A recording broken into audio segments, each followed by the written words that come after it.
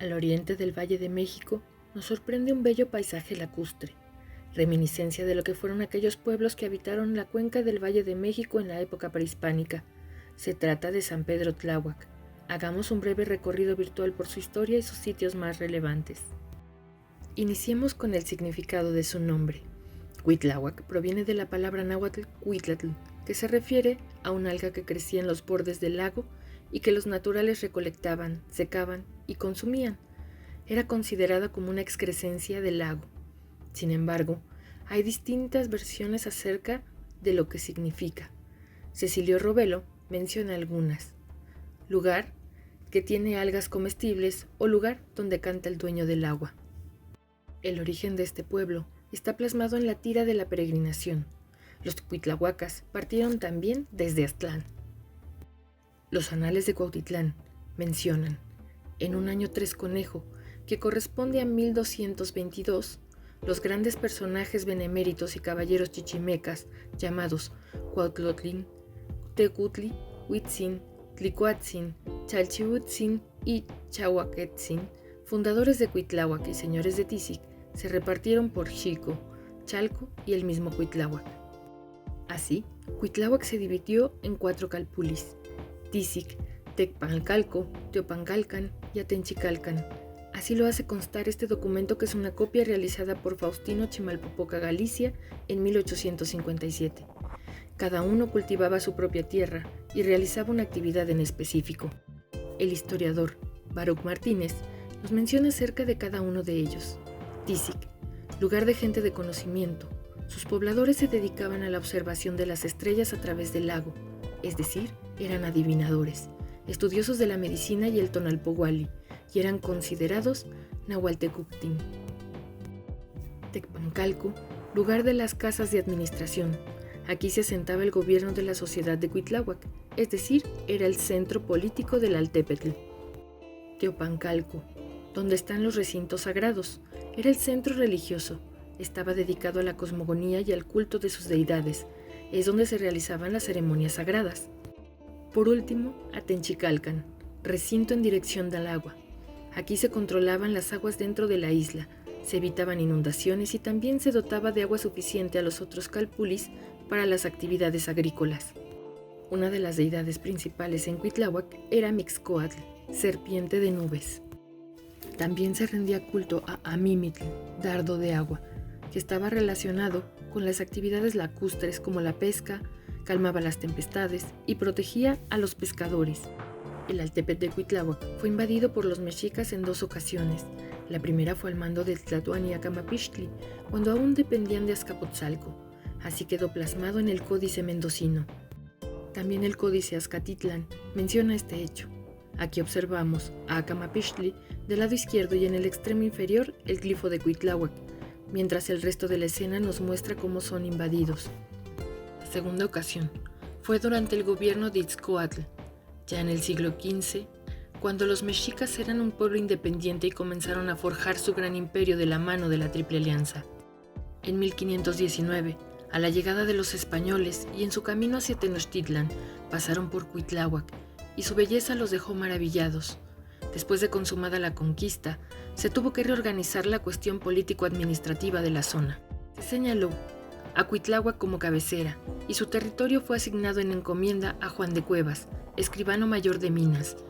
Después pasó a su descendencia hasta 1678, en que la corona española les confiscó las tierras. Este mapa, realizado en 1579, nos muestra, en la parte inferior derecha, a Cuitláhuac, además de canales y chinampas, que se representan con líneas gruesas. Muy importante resultó la llegada a la zona de los frailes franciscanos, entre los que se encontraba Fray Martín de Valencia, quienes fundaron en 1529 el primer templo, dedicándolo a San Pedro Apóstol. Sin embargo, en 1554, el templo y el convento pasaron a manos de los dominicos. Durante el virreinato, los calpulis se convirtieron en barrios que se conservan aún en la actualidad. Tizic se dividió en Los Reyes, San Miguel y La Magdalena, Tecpancalco en Santana, Guadalupe y San Juan, Teopancalcan en San Mateo y Atenchicalcan en la Asunción. En este mapa, que se encuentra en la biblioteca del Museo Nacional de Antropología, vemos cómo estaban situados los territorios de Cuitláhuac, Iztapalapan, Santa Marta y Santiago. Este otro mapa, titulado Santa Catalina, San Pedro Cuitláhuac, San Francisco Tetlalpa y Chalco, fue realizado por Gaspar Hernández de Castro en 1656 y se conserva en el Archivo General de la Nación. Podemos ver al centro del lado derecho, de mayor extensión que las otras poblaciones, a San Pedro Tláhuac, así como sus canales y sus chinampas. En esta imagen del Atlas Eclesiástico del Arzobispado de México, realizados por José Antonio de Alzate en el siglo XVIII, aún observamos las islas de Tláhuac y Jico rodeadas por el lago de Chalco y Xochimilco.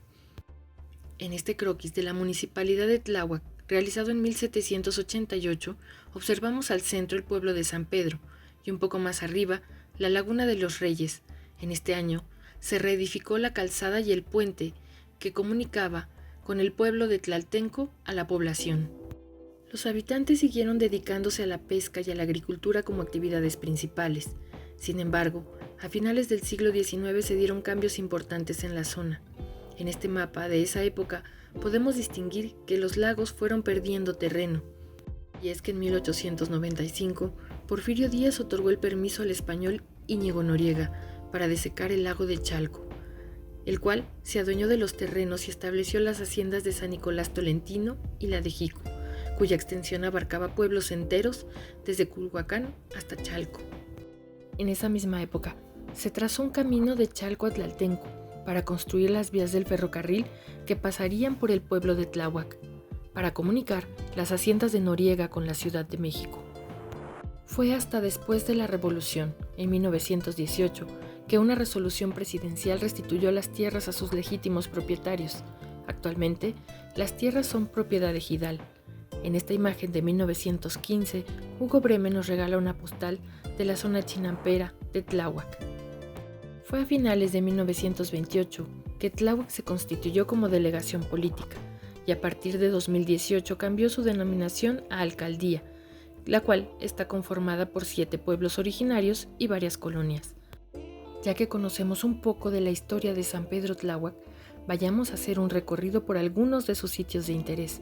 Pero antes, ¿qué les parece esta pintura de José María Velasco, realizada en 1891, en la que plasmó las lagunas de Jico y se titula Camino a Chalco con los volcanes?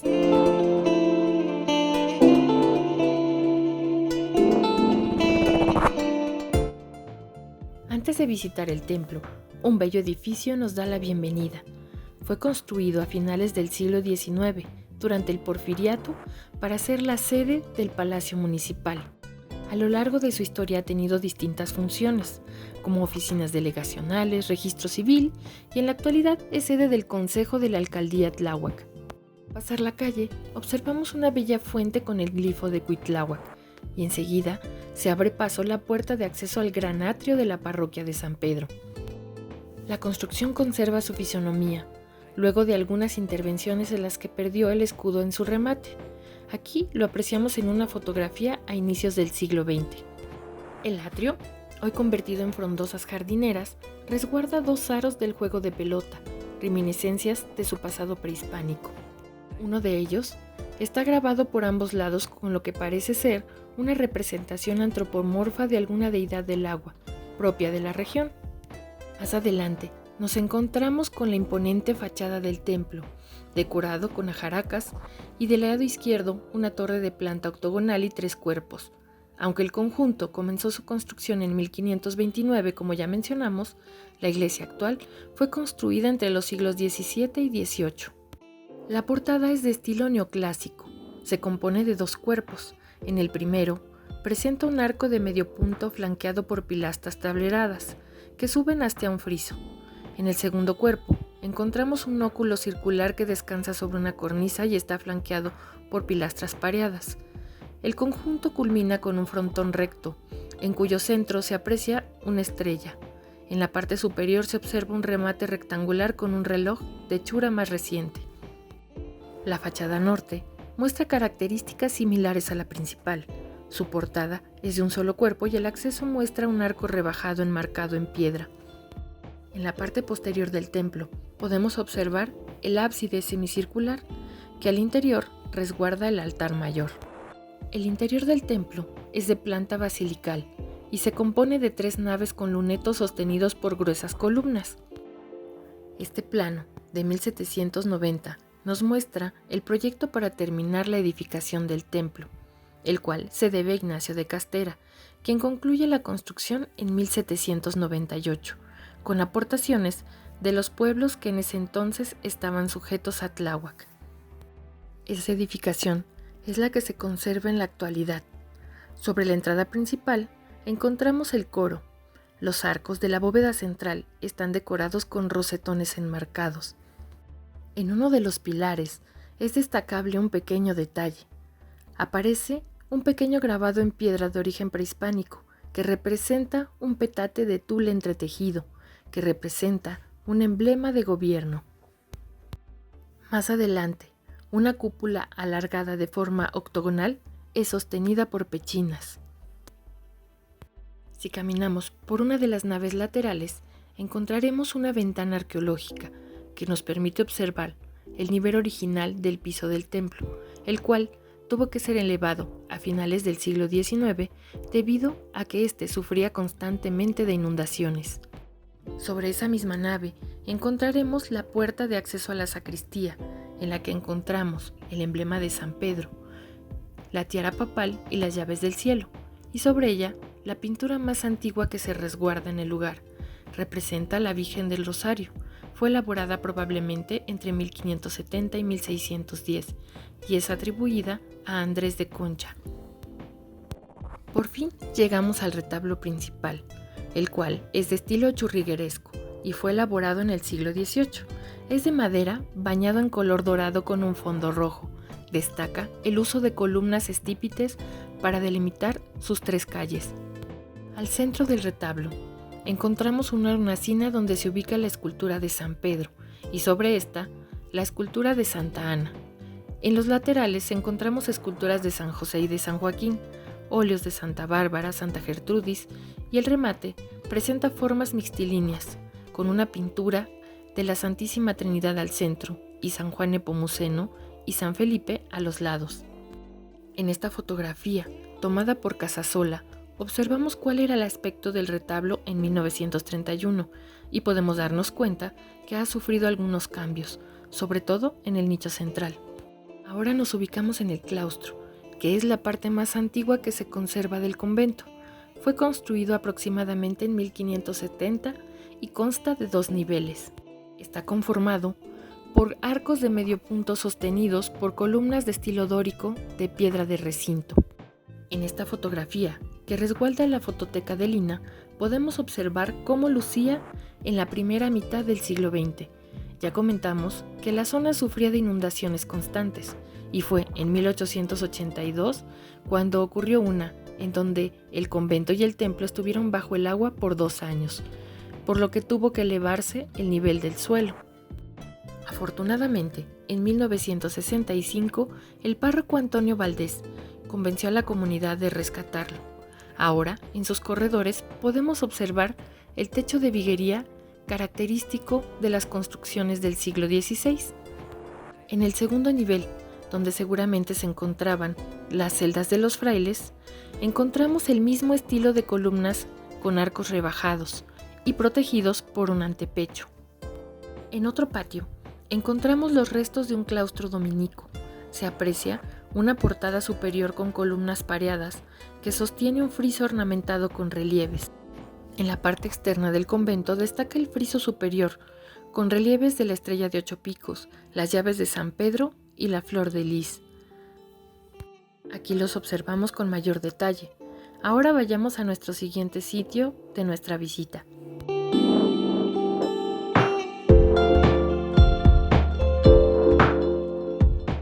En la carretera Tláhuac-Chalco encontramos este peculiar museo, que en sus paredes nos muestra un adelanto de lo que podremos encontrar al interior. La historia de este espacio inicia en 1995, cuando Jesús Galindo encontró piezas prehispánicas dispersas en los ejidos de Tláhuac. Los trabajos de rescate se efectuaron en el área ejidal de Quesquite, a cargo del arqueólogo Pedro Ortega Ortiz. Las piezas resultaron ser 5 braseros ceremoniales. De cada uno se registraron y levantaron decenas de fragmentos de alfarería, mismos que fueron restaurados por Francisco Revilla Ortega, quien logró reintegrar hasta en un 75% la forma original y composición de cada uno de los elementos rescatados. El Instituto Nacional de Antropología e Historia se comprometió a realizar réplicas exactas de los originales para entregarlos a la comunidad de Tláhuac y que así pudieran conocerlos y fortalecer su identidad. Desde el hallazgo de los braseros, inició el proyecto del Museo Regional Comunitario Cuitláhuac, en lo que era solamente la casa habitacional de la familia Galindo. Sin embargo, fue el 3 de agosto de 2002 cuando se constituyó oficialmente. Y en el año 2012 llegaría la primera réplica del brasero dedicado a Chicomecoatl, diosa del maíz maduro, o Xilonen, diosa de los mantenimientos. En 2013 llegó la segunda réplica, en honor a Tonacatecutli, deidad de los mantenimientos, que cuenta con una máscara de Tlaloc.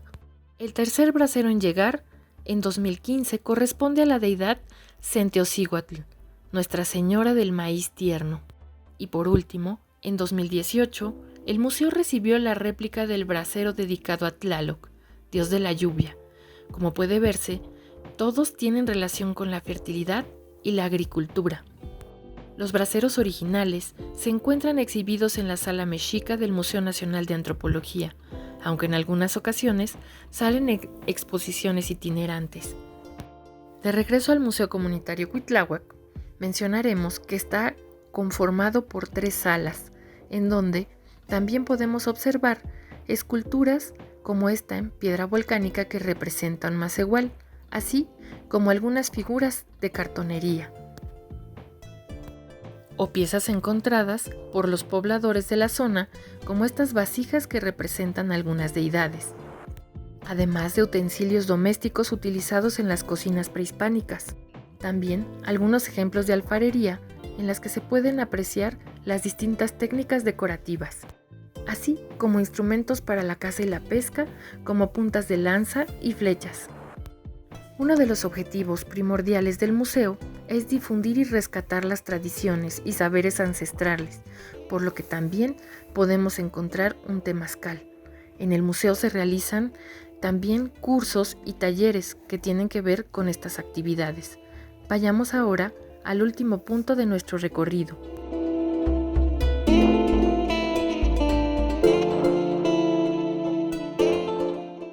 Ante esta imagen, ¿quién podría negarse a disfrutar de un paseo en trajinera? El embarcadero tomó su nombre debido a que se ubica en el barrio de Los Reyes.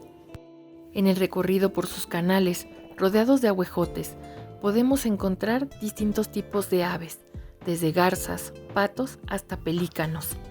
Esta zona chinampera, junto con Xochimilco, es el último vestigio que queda de lo que fue el Valle de México durante la época prehispánica. Además de ser aún una importante zona agrícola, en la que persisten las chinampas como sistema de cultivo desde tiempos ancestrales. Los agricultores siembran legumbres como lechuga, espinaca, perejil, cilantro, maíz, entre otras. Como han podido ver, San Pedro Tláhuac es un lugar con mucha historia, sitios interesantes, además de ser muy rico en tradiciones. Para cerrar les mostraremos algunas imágenes de su fiesta más importante, en honor a su santo patrono, San Pedro Apóstol. El 29 de junio es el día dedicado a los santos apóstoles Pedro y Pablo, pero las celebraciones inician un poco antes. El 27 se hace el cambio de vestimenta de la imagen principal, se le atavía con una tiara papal y su bastón. El 28 de junio se realiza una procesión rumbo al embarcadero. La imagen hace un recorrido por los canales en una trajinera adornada con flores. Aquí vemos la que corresponde a los festejos en 2018. Ese día, el templo también es ricamente adornado. En la entrada del atrio se coloca un tularco, que es una portada hecha de tule, planta característica de la zona, la cual se teje y se adorna con flores. La fachada principal de la iglesia se engalana con una portada de flores. Esta es realizada por los comerciantes de la central de abastos que viven en el pueblo. El interior del templo también es adornado con flores, festones y estandartes con imágenes relativas a la vida de Jesús y a la de San Pedro. Se instala un altar con la imagen principal, en la que se colocan los productos que se cosechan en las chinampas. A las 8 de la noche se lleva serenata y a las 12 se entonan las mañanitas. El 29 se realiza una misa especial y agricultores y chinamperos llevan como ofrenda sus primeras cosechas para pedir la bendición del santo patrono. Al terminar, los productos son regalados a los asistentes. Durante el tiempo que dura la fiesta, bandas musicales donadas por los barrios amenizan el festejo. Esperamos que hayan disfrutado como nosotros este paseo histórico virtual. Nos vemos en el siguiente.